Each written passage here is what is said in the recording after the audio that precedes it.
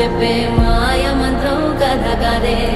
చంటోళ్లను భయపెట్టే భూచోడి కథ కదే